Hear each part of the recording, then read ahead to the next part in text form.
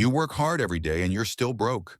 You get up before the sun, you break your back, you say yes to everything, and yet nothing changes.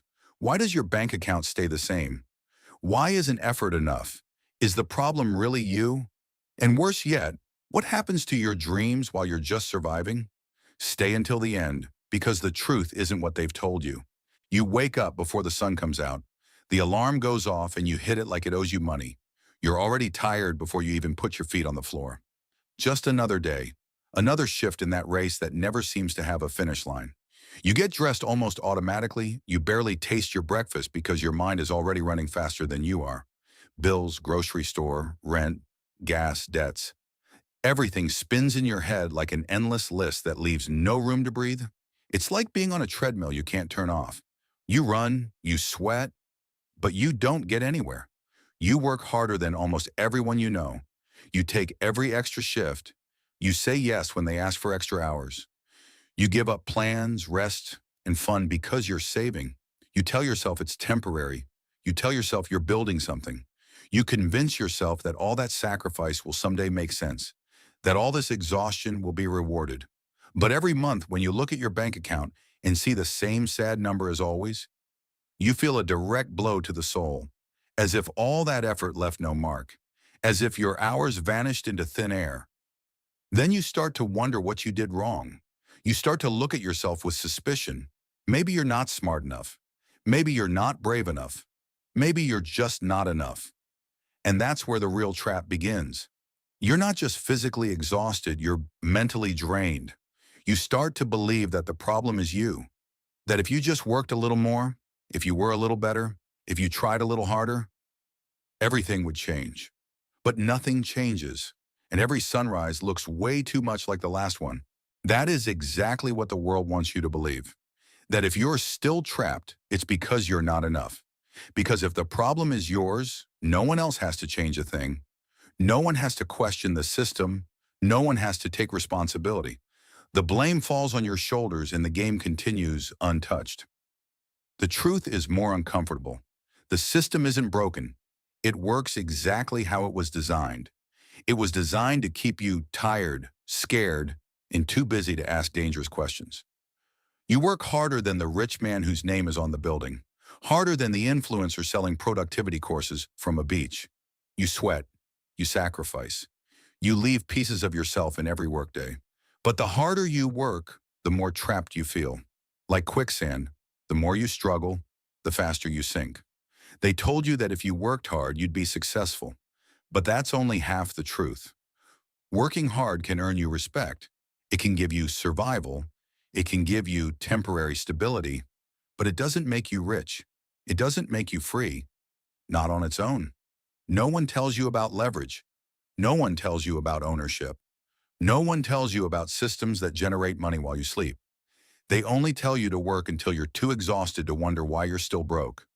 Meanwhile, the narrative keeps repeating: study, get a good job, work for decades, and retire someday.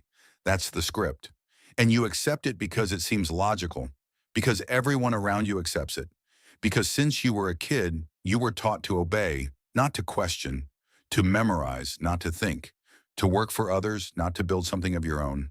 And so, without even realizing it, you end up believing it's your fault, that if you haven't made it yet, it's because you haven't done enough.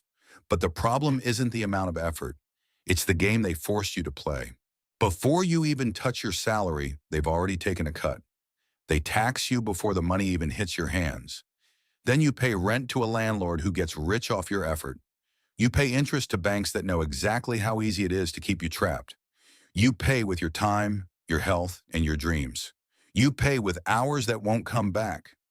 You work 40, 50, or 60 hours a week building someone else's empire. You get home too tired to build your own. Meanwhile, the rich own assets, stocks, real estate, businesses. They use other people's time and energy to create wealth. They invest once and get paid over and over and over again. They don't trade time for money. They trade ideas for freedom. You trade hours for crumbs. And you tell yourself that if you work harder, everything will get better. That if you take one more shift, if you sacrifice one more weekend, if you just hang on a little longer, you'll finally get ahead. But trying to outrun a system designed to drain you by working harder is like trying to bail out a sinking ship with a spoon. You can push yourself to exhaustion and you'll still be underwater. They taught you to accept less than you deserve. School didn't teach you how to create. It taught you how to obey, to follow instructions, to memorize, to keep schedules. It prepared you to work for others, not to build something of your own. Good grades, a good job, decades of effort, and a retirement when your body's already worn out. That's the script. But the system doesn't reward effort itself. It rewards ownership. It rewards capital. It rewards connections. It rewards those who control, not necessarily those who contribute. You can dig ditches 12 hours a day and still die broke. You can scrub hospital floors until your knees give out and still owe money when you get sick. Effort matters, but direction matters more. You were never meant to win by following their rules. And at some point, you start to notice it. You start asking uncomfortable questions. Why does a CEO make 1,000 times more than a worker? Why does such a small group own almost everything? Why do the people who grow food, build houses, clean streets, or drive trucks still struggle every month just to survive? Because the system doesn't reward hard work for its own sake. It rewards ownership. It rewards capital. It rewards connections. It rewards those who control the assets, not necessarily those who provide the effort. Hard work is honorable. It's dignified, but it's not enough. You can run at full speed in the wrong direction and end up in exactly the same place. You can spend your entire life trading hours for money and never reach freedom. The problem isn't your discipline. It's not your ethics. It's that you were taught to play a game where the jackpot isn't meant for you. They gave you a clear script: study, get a steady job, work hard for decades, and retire at 65. By then, your body will be broken, your spirit weary, and many of your dreams will be buried under a mountain of responsibilities and regrets. They trained you to be efficient within the system, not to question it, to be productive, not to be an owner, to accept a salary, not to build an asset. And as long as you keep trading time exclusively for money, you'll be limited by the number of hours in a day. Effort without direction can leave you exhausted. Effort with direction can change everything. The difference isn't in how much you work, but in what you are building while you work. So what do you do when you realize the problem isn't just working hard, but the game you're playing? You have to start playing a different one. You have to learn about money the same way those who multiply it do. You have to understand investing, even if it scares you at first. You have to start small, but start. You have to think in decades and not days. It's not just about saving for emergencies. It's about preparing for opportunities. You have to build skills that the market values highly, skills that people are willing to pay a premium for. You have to stop selling your time and start selling results. Every dollar you earn must become a conscious decision. You can spend it today for a momentary thrill, or you can put it to work for your future. You have to break the cycle of constant consumption. Stop buying things to impress people you don't even like. Stop living just for the weekend. Stop numbing yourself with distractions that only temporarily ease the exhaustion. You have to invest in yourself like your life depends on it, because it does. Books, training, mentors, communities that push you to grow. You have to understand leverage, how a good idea, a good investment, or good content can multiply your efforts many times over. It won't be fast. It won't be easy. Most people around you will think you're crazy, but changing the game is always uncomfortable before it's liberating. They'll laugh when you say no to a night out and yes to building something of your own. They'll mock you when you spend your weekends learning instead of distracting yourself. And the day you finally break the cycle, they'll say you got lucky. Let them.